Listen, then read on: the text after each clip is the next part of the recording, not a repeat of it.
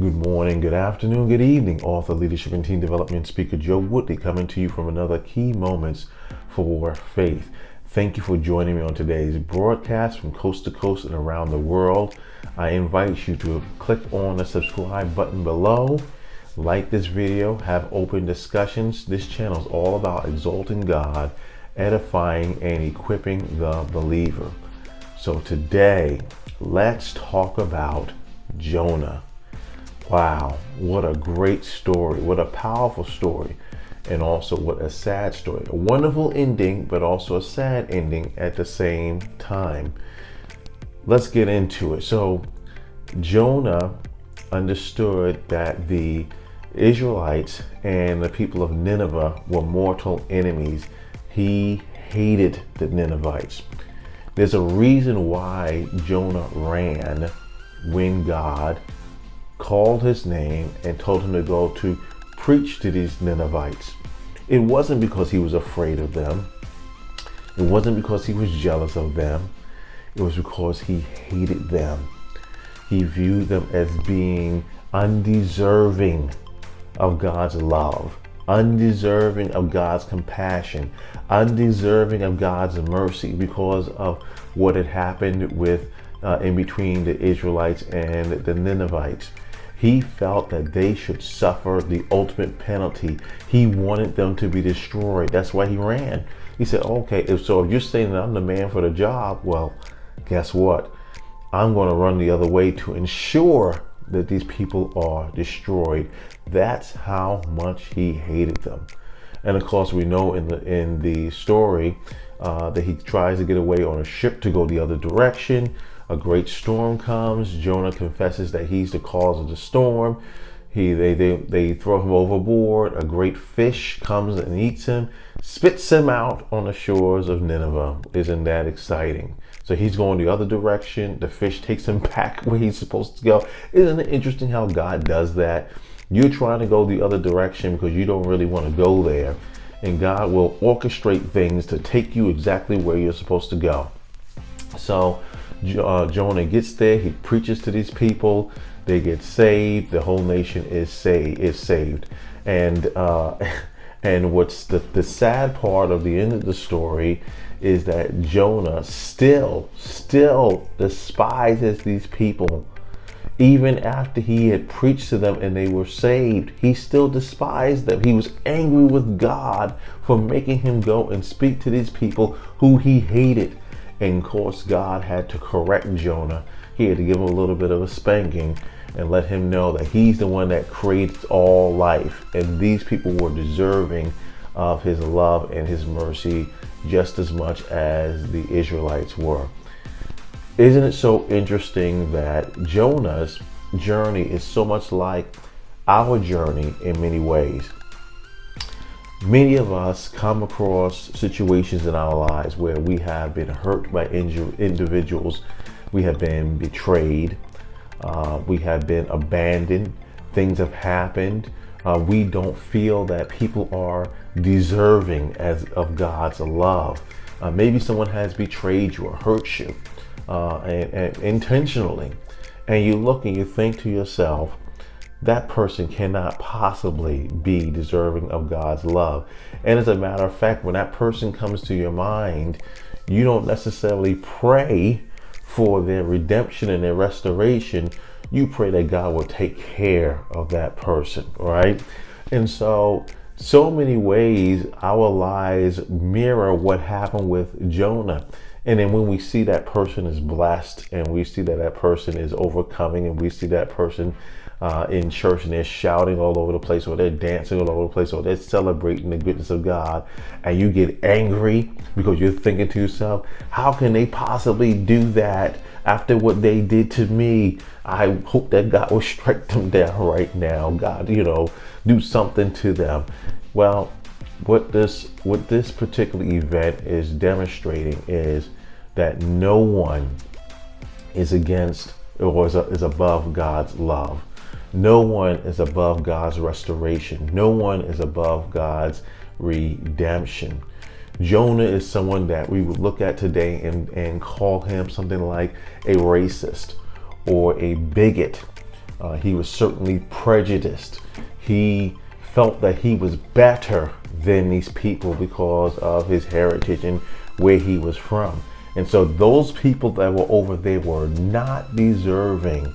They were so undeserving that he was willing to run the other way, forfeit his own blessing if it meant that those people would be destroyed. That's how much he hated them. Hey, you know what, God? We cool. You know what? I don't need that new house. I don't need that new car. I don't need this. I don't need that. Everything's all good. Take care of business. You take them out. And that's what his attitude was. And so many times, that's what our attitude is toward people, unfortunately. And what God wants us to do is to adopt a heart of compassion. He wants us to adopt a heart where we are caring for people and we're looking out for the best interest of others. Even individuals, check this out, even individuals who have hurt us, and most especially individuals who have hurt you, who may have betrayed you, who have done evil against you. This is why Jesus says when someone smacks you on one cheek, turn to the other. What he's saying is, do not repay evil for evil. Do not repay unkindness for unkindness. As a believer, we still have a responsibility to pray God's best for others. And what does that look like? That others will come to a place of redemption, restoration, and the knowledge of who Christ is. All of us as believers have that responsibility. Let me share a very personal story with you. And I've shared this story in books that I've written. I've shared this story in speeches when I've ministered in different locations.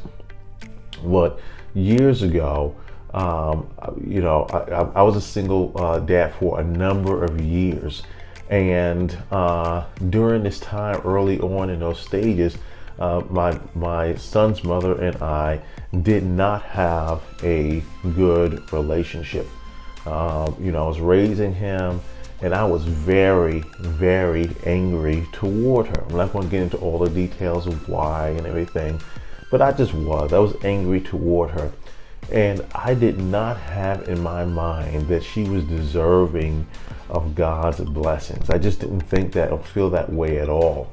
As a matter of fact, I thought the further that she was away, the better. I'm just being perfectly honest. I never spoke negatively about her in front of her with my son. I felt that was important because I didn't want to do anything to damage that relationship. So I had enough sense in that regard, but I did not have her best interest at mind. It was the furthest thing from my mind, as a matter of fact. And then one day, God got a hold of me. I had some brothers who were around me who held me accountable. I was a part of a group in a church that was going to called a freedom group. So between the two of those things, the Lord really convicted me. And he got a hold of me and he said, he spoke to me and he said, after everything that you've done to people, after all that you've done and how you've treated people, how you've hurt people in the past, and but I laid my life down for you too, in spite of all of that. Wow, that was a wake-up call to me. And I felt that anger and bitterness and the disappointment just drain out of me. I literally felt like someone had let the plug out of a tub. I felt it drain from the top of my head all the way down through the bottom of my feet. And I was able to let go of that animosity and that anger that I had been holding on to for years. For years, I had been holding on to that. And I was able to let that go, and God took all of that away. And I found that I was in a position where I was able to pray for her freely, speak God's blessings over her. Now, whatever she did with her life is irrelevant. It was my responsibility as a believer to speak God's blessings and God's best over her, and that she would come to a place of restoration and redemption and health and wholeness in the Lord. Now, whether she took that free gift that God was offering her, again, that was her responsibility. I had accomplished what God had told me to do.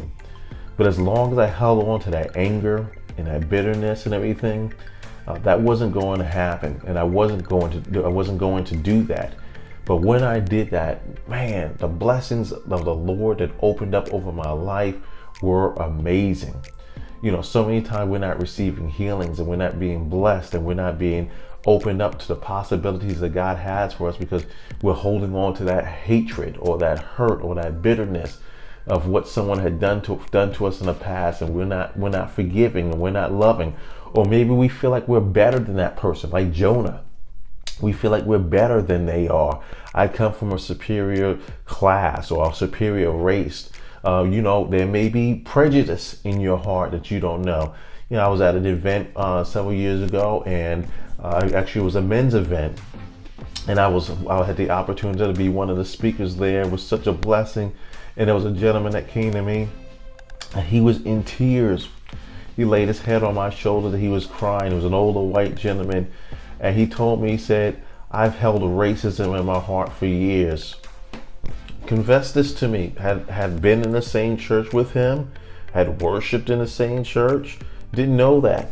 And he came up to me, he started crying, and God released that from him, and his life turned around from that point, because he was able to say, "Hey, look, I hated black people."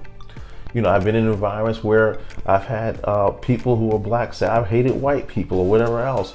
And God wants us to let go of that. No one is beneath God's restoration and beneath his redemption. And it's not up to you, and it's not up to me to decide who is going to be favored by God. It's not up to you, and it's not up to me to decide who's worthy of being favored by God, and who's worthy of being loved by God, and who's worthy of being cherished by God.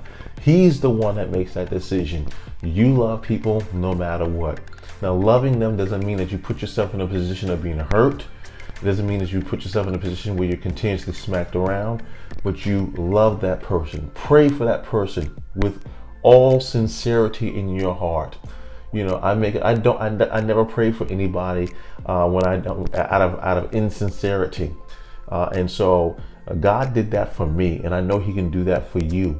And as we saw with Jonah, he took him to a place where when Jonah did what God told him to do, in spite of his prejudice, in spite of his bigotry, in spite of his racism, or whatever his ism was, God used him, because he had plans for the people of Nineveh. And God has plans for whomever you come across in your life. How dare we decide, or how dare we say this person is undeserving of God's mercy and God's grace? If it wasn't for his blood, if it wasn't for his sacrifice, where would you and I, be?